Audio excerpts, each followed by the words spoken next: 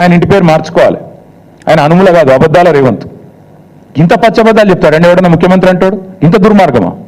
Microsoft data సెంటర్ని పట్టుకొని Adani data centre, అదేవిధంగా నేషనల్ హైవే ప్రాజెక్టులు మేము ఇచ్చినాం, రక్షణ శాఖ ప్రాజెక్టులు రాష్ట్ర ప్రభుత్వం ఇచ్చింది, ఎలక్ట్రికల్ ట్రాన్స్మిషన్ ప్రాజెక్ట్ అది కూడా కేంద్ర ప్రభుత్వ ప్రాజెక్టు మేము ఇచ్చినాం. ఇంత పచ్చి అబద్ధాలు చెప్పేటోడు అనుముల రేవంత్ రెడ్డి కాదు, అబద్ధాల రేవంత్ రెడ్డే. అందుకే నేను అనేది ఈ కాయిదాలు, ఈ డ్రామాలు ఇవన్నీ పక్కకు పెడితే రేవంత్ రెడ్డి నీకు అసలు కేసీఆర్ గారి గురించి మాట్లాడతాడు. నిన్న సరే నన్నంటే తిట్టినావు, నీకంటే వయసులో చిన్ననే కాబట్టి పడతా అనుకో. కేసీఆర్ గురించి మాట్లాడతావు. ఎంత ధైర్యం నీకు? నాకు అర్థం కాక అడుగుతా. ఏం తప్పు చేసిండు కేసీఆర్ గారు? అవుట్ రైట్గా అదానీ ఆఫర్ను రిజెక్ట్ చేయడమే కేసీఆర్ చేసిన తప్ప. KCR rejects Adanis offer. This is KCR. Red signal ఇచ్చిండు కేసీఆర్. దేశం మొత్తం ఇంకా అదాని గురించి తెలియకముందే మేల్కొన్న ముఖ్యమంత్రి కేసీఆర్.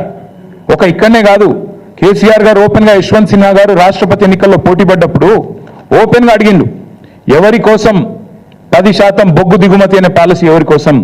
ఒక వ్యక్తికి మేలు చేయడం కోసమే కదా అని గర్జించిన ఒకే ఒక్క ముఖ్యమంత్రి కేసీఆర్. నీలాగా కొడంగల్లో సిమెంట్ ప్లాంట్ కోసమో లేదా మీ మంత్రుల ఈడీ కేసులో రాజీ కోసమో చీకట్లో కాళ్ళు పట్టుకునే రకం కాదు కేసీఆర్ గారు. బరాబర్ బాజాప్తా అడిగిండు. నువ్వు బ్యాగులు మోసిన దొంగవు కాబట్టి అదే బురద మా మీద ఊస్తా, నువ్వు చేసే లుచ్చా పనులు ప్రపంచమంతా చేస్తుంది, నీలాగా గౌతమ్ బాయ్ అని చిల్లర పనులు చేసుకుంటూ ఆయన చుట్టూ తిరిగి మస్కా కొట్టే టైపు మేం కాదు. నాకు ఆ కర్మ పట్టలేదు.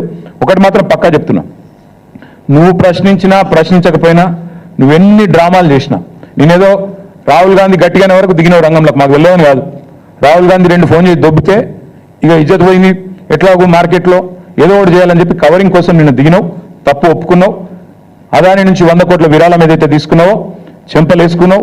టీఆర్ఎస్ దెబ్బకు, టీఆర్ఎస్ ధాటికి తట్టుకోలేక కత్యంతరం లేక పీచేముడు అన్నావు, సంతోషం. కానీ 12,400 కోట్ల పెట్టుబడి ఏదైతే అందులో నీ వాటాలతో సహా మీ పెద్దలకు మూటలతో సహా ఏదైతుందో దాన్ని కూడా ఖచ్చితంగా రద్దు చేయాల్సిందే. అప్పుడైతేనే నిన్ను నీ రాహుల్ గాంధీ దేశం నమ్ముతుంది, లేకపోతే మీ మాటలు ఇంకెవడు నమ్మడు.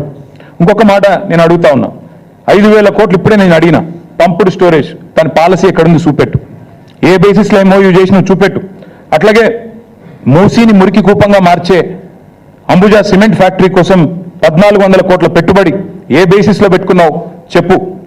అందుకే నేను అనేది ఈ ఉల్టా చోర్కో కొత్వాల్ డాంటే అనే స్టైల్లో నువ్వు తప్పులు చేసి మా మీద రుద్దే ప్రయత్నం ఏదైతే చేస్తున్నావో సాడిస్ట్ ముఖ్యమంత్రి, నీకు భయపడేటోడు ఎవ్వడు లేడు ఇక్కడ. ఏం చేసుకుంటావో చేసుకో, నిన్ను మాత్రం తప్పకుండా ప్రజల తరపున ప్రశ్నిస్తూనే ఉంటాం, నిలదీస్తూనే ఉంటామని మళ్ళొకసారి చెప్తూ దయచేసి మీడియా మిత్రులను కూడా కోరుతా ఉన్నాను. నిన్న ఒక మాట అడిగితే పాపం ఏం చేయాలని తెలియక మేమేమే బెబ్బెబ్బే అన్నాడు. ఒక సంస్థను బ్లాక్ లిస్ట్ చేయాలని చెప్పి మీ డిపార్ట్మెంటే రిపోర్ట్ ఇచ్చింది కదనాయా అని ఒక జర్నలిస్ట్ గారు పాపం ధైర్యం చేసి అడిగింది. మీ హెచ్ఎండబ్ల్యూఎస్ వాళ్ళే బ్లాక్ లిస్ట్ చేయమన్నారు ఒక సంస్థని, ఎందుకు చేయడం లేదు అని అడిగితే రేవంత్ రెడ్డి వాడెవడో పుల్లయ్య మల్లయ్య చెప్పిండు. పుల్లయ్య మల్లయ్య కాదురా నాయన, నీ కింద ఉన్న డిపార్ట్మెంట్, నువ్వు మున్సిపల్ మంత్రిగా ఉన్న డిపార్ట్మెంట్లోని ఏజెన్సీ.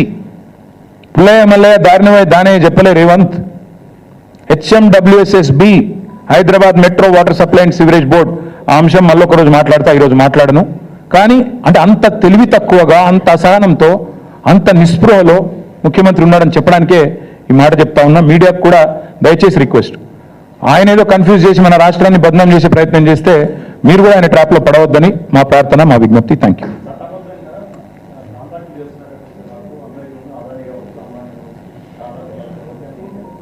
చట్టబద్ధంగా కాంట్రాక్ట్లు చేయవచ్చని మాకు ఇన్ని రోజులు తెలియదు, ఈయన వచ్చినాకనే తెలిసింది. కరెక్టే, ఇక ఈయనే చెప్పాలి మాకు చట్టబద్ధం గురించి. మేము ఒకటే చెప్తున్నాము బ్రదర్, మేము ఒకటే చెప్పేది, రాహుల్ గాంధీకి రేవంత్ రెడ్డికి అసలు ఒక శృతి సయోధ్య ఒకటే మాట మీద నిలబడే ఆలోచన ఉందా? అయితే ఆయన పిచ్చోడు లేకపోతే ఈయన పిచ్చోడు, ఇద్దరు ఎవడో కూడా తెలుసుకోమన్నాడు. ఒక రూమ్లో కూర్చొని ఇద్దరు ఎవడు పిచ్చోడు తెలుసుకొని బయటికి రమ్మనండి. అదాని ఫ్రాడ్ అని మొత్తం రాహుల్ గాంధీ ప్రపంచమంతా తిరిగి చెప్తాడా? లండన్ పోతే అదే చెప్తాడు, న్యూయార్క్ పోతే అదే చెప్తాడు, వేరే దేశాలకు అదే చెప్తాడు, మన దేశంలో ప్రతి రాష్ట్రం పోయి చెప్తాడు. మరి రేవంత్ రెడ్డి గారేమో ఇక్కడ అదాని గారి బాగా ఊదుకుంటూ బడే బాయ్ గౌతమ్ బాయ్ ఈయన తిరుగుతాడు.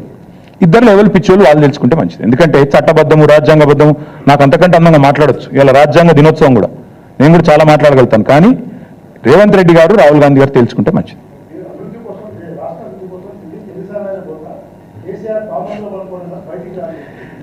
రాష్ట్రాభివృద్ధి కోసం ఢిల్లీకి పోతే పర్వాలేదు, కానీ 8 మంది బీజేపీ ఎంపీలు తెచ్చింది 8 రూపాయలు తేలే.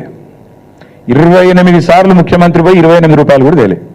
పైసలు బొక్క, ఫ్లైట్ ఖర్చులు బొక్క తప్ప ఏమి లేదు రాష్ట్రానికి. 28 సార్లు పోయినావు, నీ సొంత ఖర్చులతో పోతే పో, ఎవడొద్దన్నాడు? ఓం బిర్లా పెళ్లికో లేకపోతే లేకపోతే ఇంకో పేరెంటానికో ఇంకొకటికో మేము ఎందుకు వద్దంటాం. కానీ రాష్ట్ర ప్రజల సంపద, నువ్వు ప్రతిసారి ఎక్కే విమానం, దిగే విమానం, స్పెషల్ ఫ్లైట్లు ఏవైతున్నాయో అది రాష్ట్ర ప్రజల పైసలు. కనీసం పెట్టిన పెట్టుబడిన పడతలు కావన్నా వద్దా?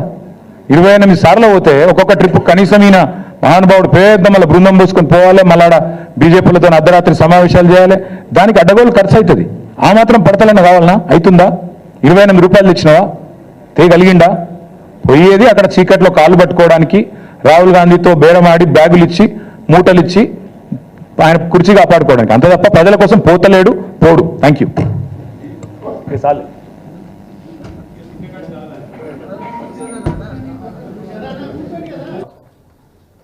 వాంకిడి గ్రామానికి